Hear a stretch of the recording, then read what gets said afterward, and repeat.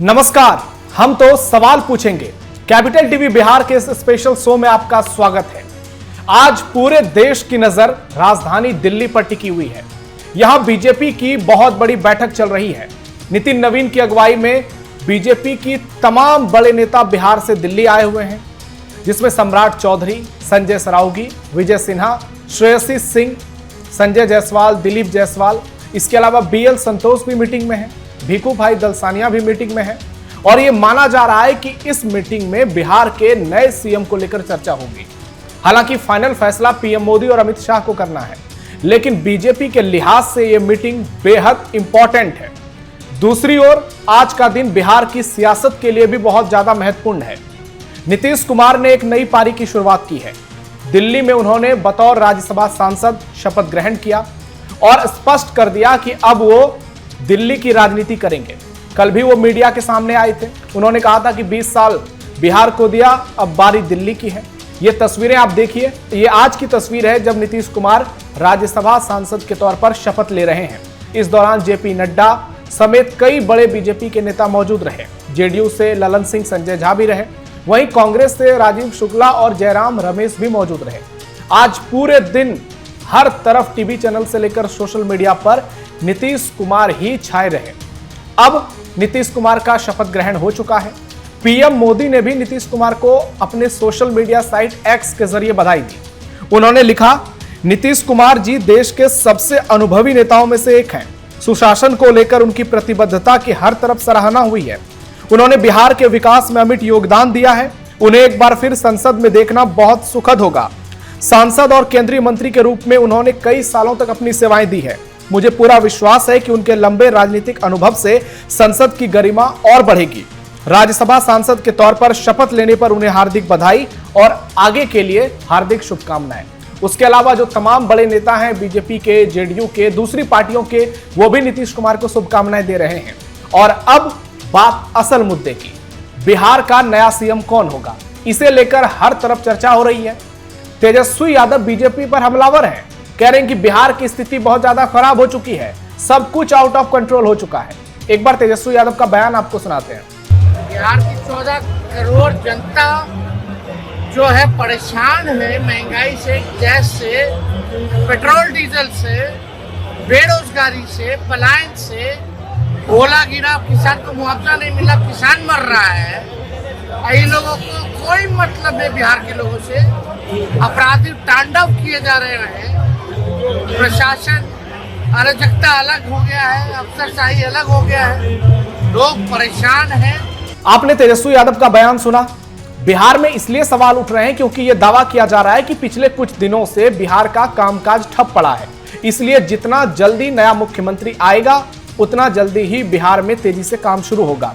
इसलिए अब सीएम को लेकर चर्चा तेज हो गई है और 48 से 72 घंटे में सारी तस्वीरों से पर्दा उठ जाएगी और यह पता चल जाएगा कि बिहार का सीएम कौन होगा। लेकिन इस वक्त रेस में सबसे आगे सम्राट चौधरी का ही नाम है। कई सारे नाम चल रहे हैं। श्रेयसी सिंह को लेकर बहुत बड़ी बड़ी बातें की जा रही हैं, जिनको अचानक दिल्ली बुलाया गया। हालांकि श्रेयसी सिंह कोर ग्रुप के बैठक में शामिल हो रही हैं, लेकिन एक तबका यह भी कह रहा है कि श्रेयसी सिंह को बीजेपी सीएम बना सकती है। तो ऐसे में अब कौन बनेगा बीजेपी का पहला मुख्यमंत्री बिहार में, इसे लेकर हर तरफ कयासों का बाजार गर्म है और लोग दुनिया भर की बातें कर रहे हैं। इसलिए आज के हमारे इस डिबेट का सबसे बड़ा सवाल यही है, दिल्ली में बीजेपी का मंथन, नए सीएम का नाम फाइनल और नीतीश के बाद क्या महिला बनेंगी बिहार की सीएम। तो आज हम इस पर ही चर्चा करेंगे और चर्चा में मेरे साथ 3 मेहमान जुड़े हुए हैं। बीजेपी से श्वेता सिंह जुड़ी हुई हैं, लोजपा रामविलास से संगीता तिवारी जुड़ी हुई हैं और कांग्रेस के प्रवक्ता रोशन सिंह हमारे साथ जुड़े हुए हैं। आप तीनों का बहुत बहुत स्वागत है कैपिटल टीवी पर। तो सबसे पहला सवाल श्वेता जी आपसे ही है, आप लोगों को क्या लग रहा है, क्या इस बार अंतिम मोमेंट पर कोई बड़ा दांव पीएम मोदी खेलेंगे? क्या रेस में जो नाम चल रहे हैं आप लोगों को भी लगता है कि लास्ट में कोई चौंकाने वाला नाम सामने आ सकता है? और क्या किसी महिला को पहली बार बीजेपी, वैसे तो बीजेपी पहली बार ही सीएम बनाएगी, लेकिन क्या किसी महिला को मौका मिलने जा रहा है? जी बहुत बहुत धन्यवाद। देखिए, जैसा कि कयास लगाने की बात है तो होने का तो कुछ भी हो सकता है। संगठन है हमारे यहाँ, पूरी संगठन मिलके तय करती है, कोई एक व्यक्ति नहीं करता है। ऐसा नहीं है कि बंद कमरे में कोई व्यक्ति विशेष कोई चीज तय कर ले। तो बिल्कुल हम ये कयास लगा सकते हैं कि ये भी बन सकते हैं, वो भी बन सकते हैं, लेकिन जब निर्णय आएगी तो बेशक वो हमारे बिहार के लिए जो सबसे उचित निर्णय होगा, हमारे संगठन के लिए जो उचित निर्णय होगा, जब वो सामने आएगा तो आप लोग खुद कहेंगे कि देखो भारतीय जनता पार्टी ने ऐसे कार्यकर्ता को चुना, ऐसे मुख्यमंत्री को दिया जो कि बिहार की बागडोर वाकई संभाल सकती है।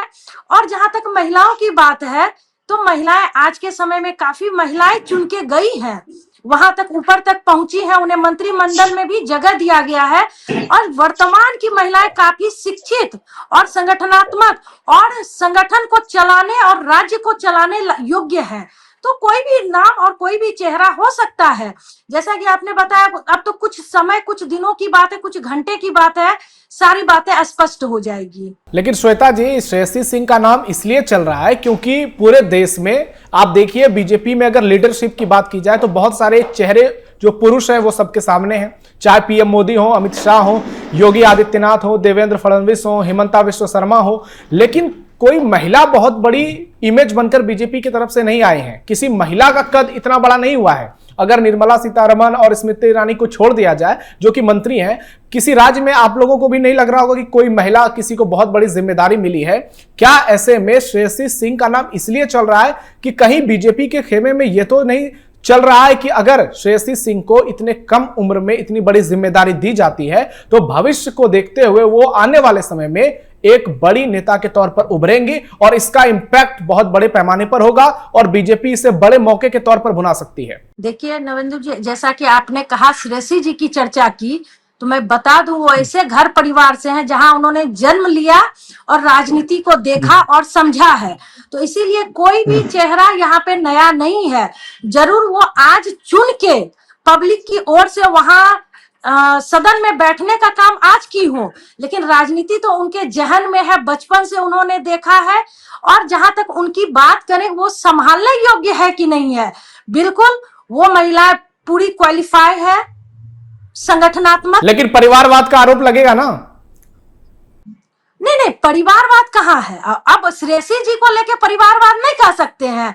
अगर किसी का बच्चा, पुतुल कुमारी की अगर बात कर रहे हैं, जो आपका इशारा है, तो मैं बता दूं, पुतुल कुमारी अब कहीं, आपने कहीं से टिकट तो नहीं दिया, वो कहीं सत्ता में तो अब है नहीं। अब कौन है? तो श्रेयसी जी हैं। और जरूर उस परिवार में जन्म ली है, लेकिन उनको परिवार के बल पे आपने टिकट नहीं दिया है। ऐसा नहीं कह सकते कि श्रेयसी जी की अपनी पहचान नहीं है। आपने उनको इसलिए टिकट दिया क्योंकि वो पब्लिक फिगर थी, उन्होंने देश के लिए मेडल जीत के, कॉमनवेल्थ में मेडल जीत के आई, और उस योग्य आपने समझा कि हाईली क्वालिफाई हैं, इसलिए आपने उनको, आज जो आप नाम भी संभावित बता रहे हैं, उनकी योग्यता के बल पे लोग बता रहे हैं। बाकी तो बहुत महिलाएं, बहुत सारे चेहरे हैं, उन पे उतनी मुहर क्यों नहीं लग रही है, चर्चाएं क्यों नहीं चल रही हैं? ठीक है श्वेता जी, आज जब मैं डिबेट की तैयारी कर रहा था तो मैंने सोचा कि आज सिर्फ महिलाओं को डिबेट में शामिल करते हैं, लेकिन कांग्रेस की प्रवक्ता हमारे साथ जुड़ती, उनके घर में एक दुखद घटना हो गई विनीता भगत जी की, इसलिए लास्ट मोमेंट पर मैंने मना किया। तो रोशन जी जुड़े हुए हैं। रोशन जी, मैं आपके पास आऊंगा, लेकिन संगीता जी से पहले पूछना चाहूंगा कि संगीता जी, महिला सीएम को लेकर लोजपा राम, सभी जगह चर्चाएं 33% की जो बात चल रही है, जो विशेष सत्र भी बुलाया गया है, तो माहौल भी है, दस्तूर भी है कि आप महिलाओं से जरूर डिबेट में बुलाएं, क्योंकि दस्तूर यही कह रहा है अभी तो महिलाओं का समय है, 4 दिन तो हमारी समय रहने दीजिए, क्योंकि हम पे ही चर्चा होने वाली है। तो इसीलिए नहीं श्वेता जी, आपकी बात ठीक है, अब हम इस पे डिटेल में चर्चा करेंगे, लेकिन संगीता जी से मैं ये पूछना चाह रहा हूं कि अभी परिसीमन की बात तो चल ही रही है, लेकिन महिला सीएम आने वाले समय में बिहार में बड़ा इंपैक्टफुल भूमिका अदा कर सकती है, क्योंकि चुनाव में नीतीश कुमार के नाम पर वोट मांगा गया और उसमें महिलाओं की बहुत बड़ी भूमिका रही। 10-10 हजार का योजना हो, जीविका दीदी की योजना हो, तो क्या आप लोगों के खेमे में क्या चल रहा है? क्या लोजपा रामविलास किसी महिला चेहरे को एक्सेप्ट करेगी अगर बीजेपी देती है तो? सबसे पहले तो बहुत बहुत धन्यवाद आपको, आपने फिर से मुझे इस चैनल पे इतने जो अभी बिहार की जो उथल पुथल की स्थिति है और बिहार में जो सीएम की चर्चा हो रही है उस पे आपने मुझे डिबेट करने के लिए अपने चैनल से जोड़ा, इसके लिए मैं आपको फिर से बहुत बहुत धन्यवाद देती हूँ। जैसा कि आपने कहा कि हमारी पार्टी लोक जनशक्ति पार्टी रामविलास से अगर महिला चेहरा बिहार की मुख्यमंत्री होती हैं एनडीए गठबंधन से, तो हमें लग रहा है कि हम महिलाओं के लिए, हमारे सामने श्वेता जी भी चैनल पर है, तो हम चाहेंगे कि एकदम हम लोगों के लिए ये खुशी की बात होगी कि जिस तरह 20 साल नीतीश जी ने बिहार को संभाला, और अगर महिलाओं की बात करेंगे और महिलाओं को अगर बिहार में मुख्यमंत्री बना दिया जाता है, तो हमें लग रहा है कि बिहार फिर से उसी तरह आगे बढ़ेगा जिस तरह नीतीश जी के नेतृत्व में आगे बढ़ा था। और जहां तक बात है कि पहले चीफ मिनिस्टर, आप देखिए कि दिल्ली में एनडीए की सरकार है और दिल्ली में भी चीफ मिनिस्टर दिल्ली की जो है वो महिला ही है, और कितने अच्छे ढंग से वो महिलाएं दिल्ली को चला रही हैं। तो हमें लग रहा है कि बिहार में महिला शक्तिकरण की आवाज उठे, और हमारे बिहार के लिए, महिलाओं के लिए ये खुशी की बात होगी, खुशी का पल होगा कि बिहार की मुख्यमंत्री महिलाएं बनेगी। संगीता जी, अभी अगर डिप्टी सीएम इस डिबेट को देखेंगे सम्राट चौधरी, तो आप लोग उनके बहुत करीबी हैं, तो उनको लगेगा कि ये हमारे पार्टी वाले लोग हैं और ये महिला सीएम की वकालत कर रहे हैं, तो आप लोगों को डर नहीं लग रहा है ऐसा बोलने में? नहीं, देखिए, जहां तक अगर आप सब वर्ग, महिला और पुरुष, आपने दो वर्ग को यहाँ पर लिया है कि महिला, तो महिला का जब आपने नाम लिया है तो अपने लिए तो सब लोग चाहते हैं, तो हम वो भी पुरुष वर्ग से हैं, सम्राट चौधरी जी आते हैं, तो इसमें हम लोगों को कोई शिकायत नहीं होगी कि वो आ रहे हैं, तो कोई दुख की बात है। लेकिन एक मौका हम लोगों को भी मिलना चाहिए, और मिलता है तो बिहार बेहतर आगे बढ़ेगा, और इसमें कोई संदेह नहीं, शक नहीं है, और योग्यताएं की कमी नहीं है। आज हमारे बिहार की महिला आगे बढ़ रही है, सशक्त हो गई है, और कई ऐसे चेहरे हैं जो बिहार की कमांड को संभाल सकती हैं। तो हमें लग रहा है कि इसमें कोई दुख मानने वाली कोई बात नहीं है, खुशी की बात है कि महिला बिहार की मुख्यमंत्री बनेगी। देखिए, अब जो चर्चा का मुद्दा है वो पीक पर पहुंच रहा है। लगातार पूरे बिहार में चर्चा है कि सीएम कौन होगा। सम्राट चौधरी तो सबसे आगे हैं ही, और जिस तरीके से उनको पश्चिम बंगाल में स्टार प्रचारक भी बनाया गया, लगातार उनका कद बढ़ता जा रहा है। और नीतीश कुमार ने बता दिया है बीजेपी आला कमान को कि उनकी पसंद कौन है। अब यह सामने नहीं आया कि नीतीश की पसंद सम्राट ही है, क्योंकि बार बार समृद्धि यात्रा में सम्राट को लेकर आगे आए, लेकिन जो उन्होंने मैसेज संजय झा के थ्रू बीजेपी आला कमान को दिलाया है, उसमें कौन सा नाम है, इस पर अभी सस्पेंस बना हुआ है। बहुत सारे नामों पर चर्चा चल रही है, कोई जनक नाम का, राम का नाम ले रहा है, तो कोई संजीव चौरसिया की बात कर रहा है, बहुत सारे नाम है। अब रोशन जी आपके पास आते हैं, यहां पर दो महिला प्रवक्ता हमारे साथ बैठी हुई हैं, और दोनों का मानना है कि बिहार की सीएम अगर महिला होती हैं तो यह महिला सशक्तिकरण के लिए एक बहुत बड़ा कदम होगा।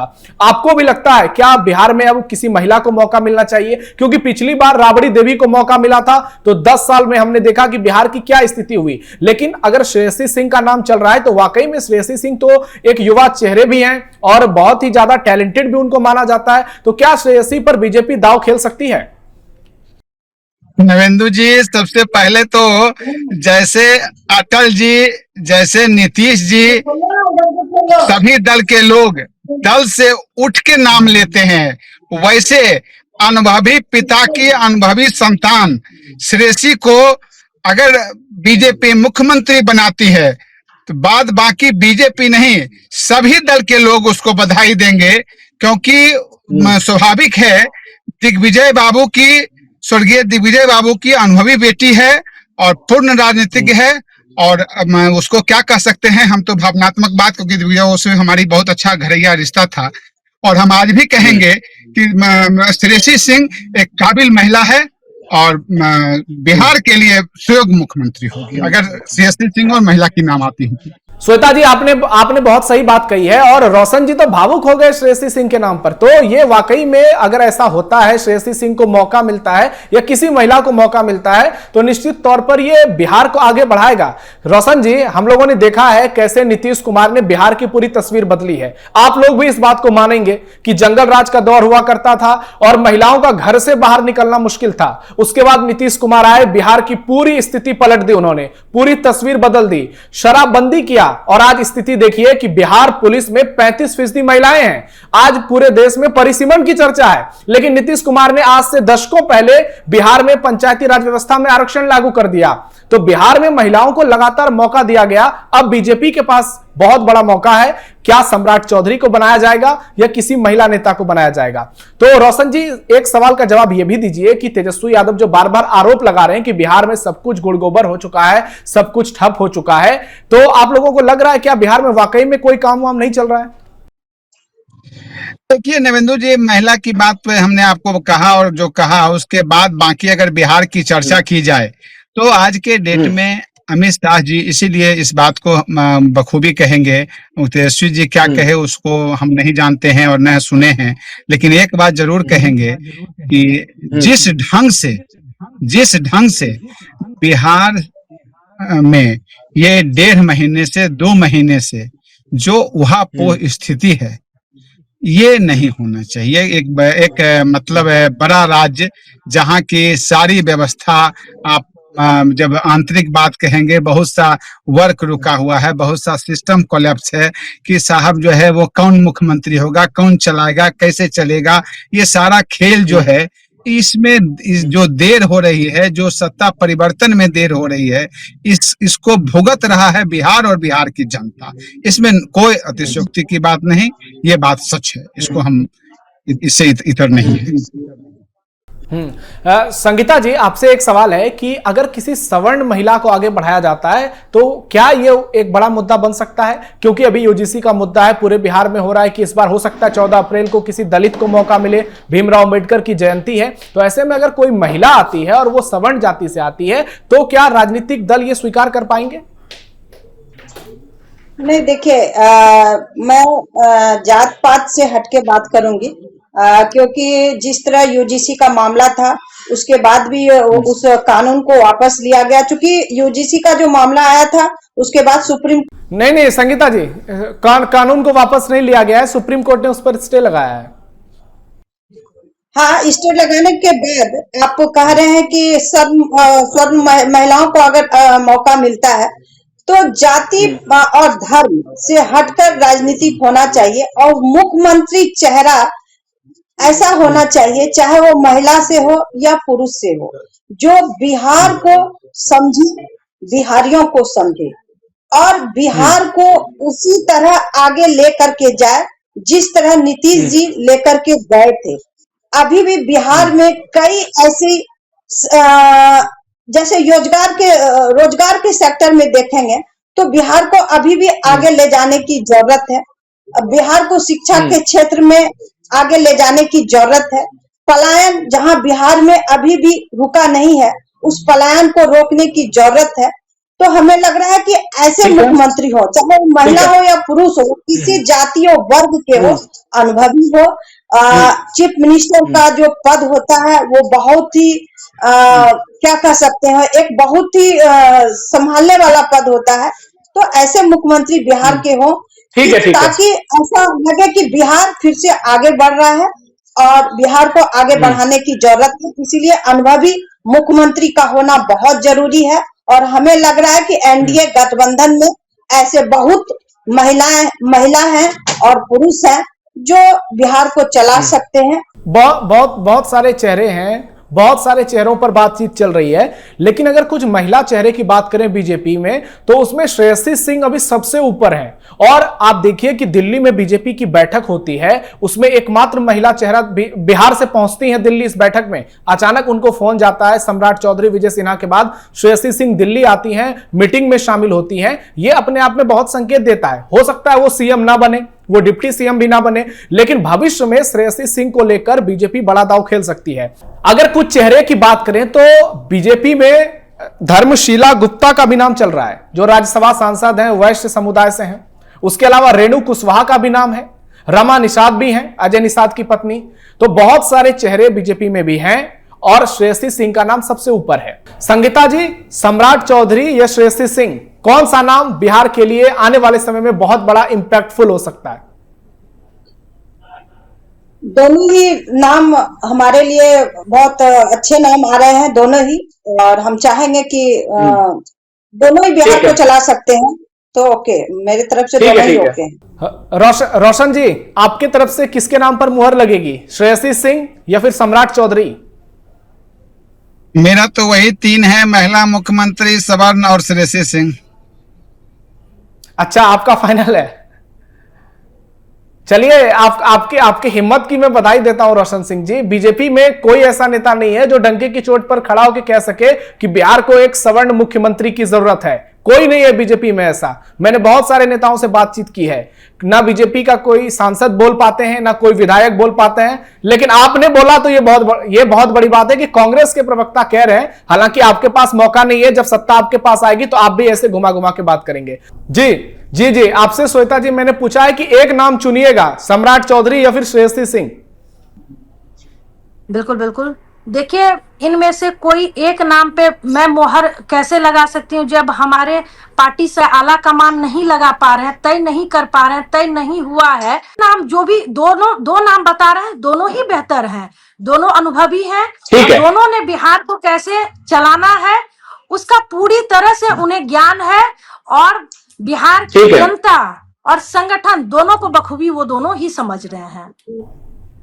चलिए, ठीक है, आप तीनों हमारे साथ जुड़े, इसके लिए आप तीनों का बहुत शुक्रिया। सबने अपनी अपनी राय दी।